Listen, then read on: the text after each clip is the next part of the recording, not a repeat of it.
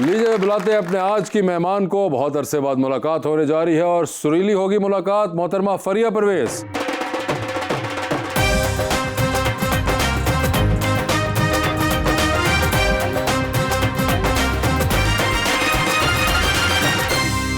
Madam जी खुश आमदेद। एक खूबसूरत सा शेर आपके लिए मैंने लिखा है जी। सर प्लीज बिस्मिल्लाह। कितनी जल्दी ये मुलाकात गुजर जाती है, वाह। प्यास बुझती नहीं बरसात गुजर जाती है, अपनी याद से कह दो इस तरह ना आया करे, नींद आती नहीं रात गुजर जाती।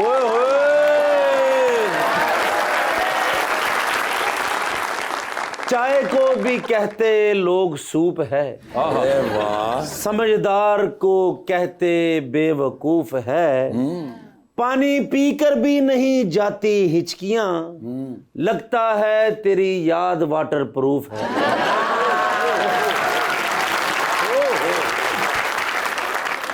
फरिया जी, इनमें से कौन सा शेर आपको ज्यादा बेहतर लगा? पढ़िया लिखा थे वही। वैसे आप खुद भी करती हैं शेर व शायरी? नहीं, बिल्कुल नहीं। कभी मैंने शेर व शायरी नहीं की।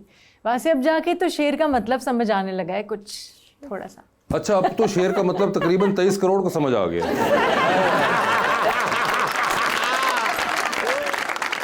आपसे बड़े अरसे बाद मुलाकात हो रही है जी। कहाँ थी आप, पहले हमें ये बताइए। वहाँ से पहले तो कोविड आ गया और उसके बाद अचानक से पता नहीं क्यों मुझे सूझा कि कोई बिजनेस होना चाहिए। अच्छा। मुझे इस चीज़ का अंदाज़ा नहीं था कि बीइंग एन आर्टिस्ट कह लें या जो भी एक आर्टिस्ट की सोल होती है। वैसे कता कलामी कोविड के बाद बनता सैनिटाइजर और फेस मास्क बिजनेस के तौर पे। I know.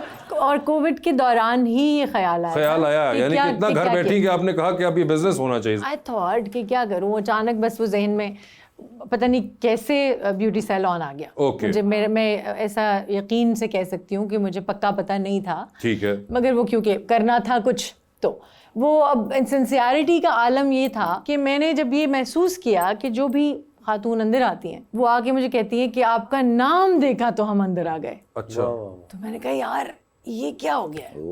नहीं, अल्लाह की रहमत होती कि आपने अपना नाम लिखा, लोग अंदर आ रहे हैं। वासे भाई दासी लिखा, लोग बारों बार ही निकल गए।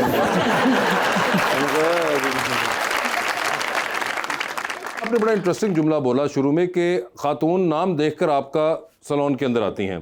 तो जो खातून सैलून के अंदर आती हैं वही खातून बाहर निकलती हैं या कोई और निकालती हैं आप? मेरा दिल तो बड़ा चाहता है कि ग्रूम करके निकालें, प्यारा लगना चाहिए। जब आपके सैलून में जाते हैं तो गाने आपके ही लगे होते हैं या कोई और गाने भी लगाते हैं? नहीं, मेरे गाने नहीं लगते मोस्टली। वहाँ से अपना गाना जो है ना हर वक्त सुनना वो नहीं समझ में आता। मगर आप तो कस्टमर्स को सुना रही हैं ना। मगर उसमें ना वो नजर आती हैं मुझे खुद को। मगर खड़ी होती हूँ तो मुझे ऐब महसूस होते हैं। मुझे अच्छा, लगता है अरे यहाँ से ऐसा हो जाता तो क्या आप क्या हदीका जी के गाने लगा देती हैं, शाज़िया मंजूर के लगाती हैं? हम पूरी दुनिया के गाने लगाते हैं। वो भी लांदे जी तुसी गाना के बदो बदी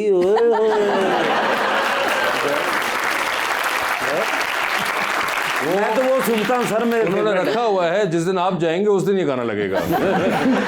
हाँ। अच्छा है। आपने सुना हुआ ये गाना? जी जी, क्या मतलब है?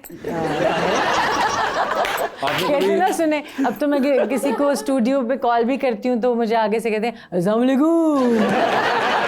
देखिए एक है उनका सिग्नेचर तो बन गया। वैसे कभी हुआ ऐसा कि आपने गुनगुनाया हो खुद भी कोई गाना उनका? नहीं, ऐसा नहीं हुआ। अखलड़ी बदोबदी। अखलड़ी बदोबदी। Such beautiful melody. नहीं, वो तो असली वाले की बात कर रही हैं ना। जी आई नो। तो वो अब उनका गाना तो नहीं है ना, मैं उनका गाना मगर जो उनकी वर्जन है। नहीं, आई डोंट कंसिडर चाहत साहब as a singer at all. I consider him as a comedian कह लें। फन क्रिएट कर रहे हैं, वो हमें खुश कर रहे हैं। और अगर उनको ऐसा महसूस होता है तो उनके लिए बड़ा अच्छा है कि वो उनके लिए बड़ा अच्छा है बिल्कुल। मगर हाँ नहीं ठीक है, वो उनके लिए तो अच्छा है ना। वो फरीहा जी, आपने एक्टिंग भी स्टार्ट की थी जी एनएक कॉलेज में, उसके बाद आपने एक्टिंग परसू नहीं की, कोई वजह थी? एक्टिंग परसू इसीलिए नहीं की क्योंकि आई थिंक जब मैं पैदा हुई और गाना मेरे साथ दुनिया में आया, मेरी रूह का एक हिस्सा है म्यूज़िक और गाना कह लें, वो ज़्यादा टिल्टेड थी मैं उस तरफ हमेशा। मगर एक्टिंग में मैं जब भी गई, हालांकि मैंने बहुत बहुत बड़े नामों के साथ बहुत शुरू में काम कर लिया था। अशफाक अहमद साहब का एक ड्रामा मुझे मिला, अयूब खावर साहब ने मुझे मौका दिया, बानो कुद्सिया आपा उनका लिखा हुआ एक सीरीज़ मुझे मिली, बेहद बड़े बड़े नाम। मगर जब मैं एक्टिंग के लिए खड़ी होती थी मुझे ऐसा महसूस होता था कि I am not for acting. मेरी पर्सनालिटी, उसके लिए बहुत फेक होना पड़ता है, आपको अपने अंदर से निकल के बाहर खड़ा होना पड़ता है। तो मुझे ऐसा लगा कि इट्स नॉट फॉर मी। बड़ी कोशिश भी की, एक ड्रामा था, मज़े का किस्सा है कि उसमें रोल मिला एक थोड़ी सी एक्सेंट्रिक सी लड़की होती है और वो उसको हंसना होता है बहुत ज़्यादा। मेरे साथ बैक स्टेज खड़े हुए थे जमील बिस्मिल साहब। सो मैंने उनसे कहा कि सर पता नहीं ये कैसे होता है, हंसना कैसे होता है, इतना ज़्यादा ना हंसी नहीं आ रही मुझे। सो वो मुझे अब टेक्निक्स बता रहे हैं पीछे खड़े होके कि ना बार सुट बार ऐसे करो, यूँ करो। मैंने कहा जी वो अब ये सारी बातें जब मैंने फाइनली इस चीज़ को रियलाइज़ किया तो मुझे लगा कि it's not for me, acting मैं नहीं कर पाऊंगी। फरीहा जी, आपके कोई फेवरेट सिंगर हैं जिनको आप अपने अच्छे मूड में सुनती हैं? बहुत सारे फेवरेट सिंगर्स हैं आजकल। तो मुझे ज़ाहिर है हमारे पास जो हमारे हीरे हैं, आतिफ असलम हैं, राहत फ़तेह अली खान साहब माशाल्लाह अपना मकाम पैदा किया सबने, जिसको माशाल्लाह मौका मिला। अरिजीत मुझे बहुत पसंद है क्योंकि मुझे उनकी जो वर्सटिलिटी है, अपने अंग से निकल के उन्होंने एक वहाँ का एक अजीब रंग दिया है वहाँ के म्यूज़िक को। बहुत सारे अब आजकल बहुत ज़बरदस्त कुछ पंजाबी, इतने ज़्यादा पंजाबी गाने आना शुरू हो गए। क्वेश्चन क्या? जी जी। अस्सलाम वालेकुम। वालेकुम सलाम। मेरा नाम मोहम्मद निसार है जी जी। और आपका सॉन्ग बड़ा हिट हुआ था कि दिल हुआ बो काटा। जी। तो मैं पूछना चाहता हूँ कि वो कौन सी डोर है जिससे दिल कट जाता है? ਇਹ ਜੋ ਮੁੰਡੇ ਕਾਮਯਾਬ ਆਪਰੇਸ਼ਨ ਕਰਾ ਕੇ ਅਗਲੇ ਦਿਨ ਟਰਾਲੀ ਥੱਲੇ ਆ ਜਾਂਦੇ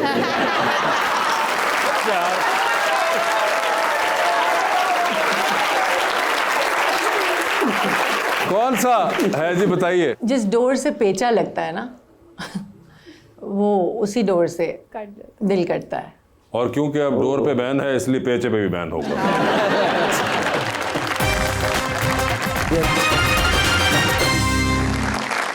मैम वैसे जैसे शायर होते हैं, सिंगर होते हैं, एक्टर होते हैं, ये मोहब्बत से भरे होते हैं, तो आप मोहब्बत के बारे में क्या कहेंगी?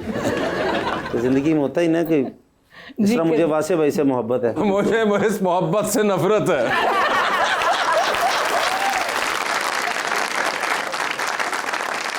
ऐसी मोहब्बत आपको भी है? आप ऐसी मोहब्बत के बारे में क्या सोचती हैं फरिया जी? देखिए, मोहब्बत और खलूस और ये अखलाक, ये सारी चीज़ें तो आपके अंदर बहुत ज़रूरी हैं होनी, और मेरा ख्याल है one of the major ingredient ही मोहब्बत है। मैं लोगों से पूछता हूँ कि यार मैं अरेंज मैरिज करूँ या मोहब्बत की शादी करूँ, तो आप क्या मशवरा देंगी मुझे? मेरा ख्याल है कि आपकी अरेंज मैरिज ही होगी।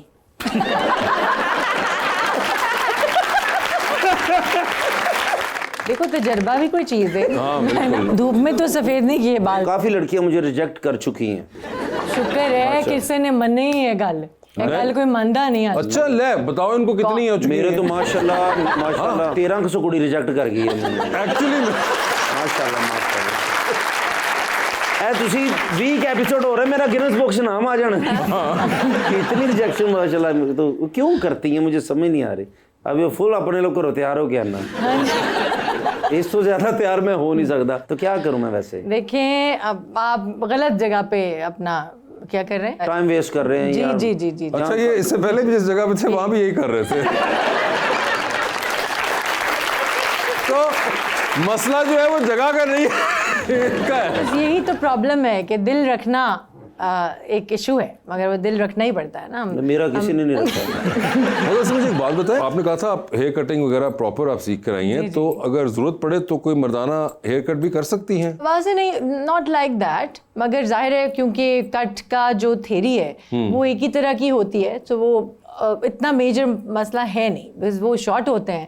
इसमें आपको लॉन्ग लेयर्स और लॉन्ग कॉम्बिनेशन के साथ काम करना पड़ता है। मगर अगर मैं आपको कहूँ कि आप इनका हेयर कट अगर कोई करना हो तो आपके ख्याल से क्या? नाल कुहाड़ी भी दे दो फिर। कुहाड़ी क्या? वो नहीं, नाल निशान भी लाने सारे। वो उनकी वो बताएंगी यार आप। वैसे मेरा हेयर कट ये करना थोड़ा ग्रो होगा तो कुछ पता चलेगा ना, इनको ग्रो करना पड़ेगा बालों इससे को। ज्यादा नहीं हो सकता अभी, क्यों? क्योंकि 7-8 लाख रुपए तो मेरा ट्रांसप्लांट दे लग गया। ये डिसीजन भी बहुत अच्छे टाइम पे आपने ले लिया, हाँ जी, क्योंकि ये कुछ और टाइम गुजरे तो फिर ट्रांसप्लांट भी काम नहीं करता। अच्छा जी जी। वालेकुम मैम। वालेकुम सलाम। मेरा क्वेश्चन ये है कि आपके लिए कौन सा मेमोरेबल गाना जो आपने गाया? मेमोरेबल गाना कौन सा है जी? जो मुझे अच्छा लगता है मेरा गाना माहिया तेरे प्यार, हाँ, और एक और गाना है ए जिंदगी तुझे ढूंढूं कहाँ।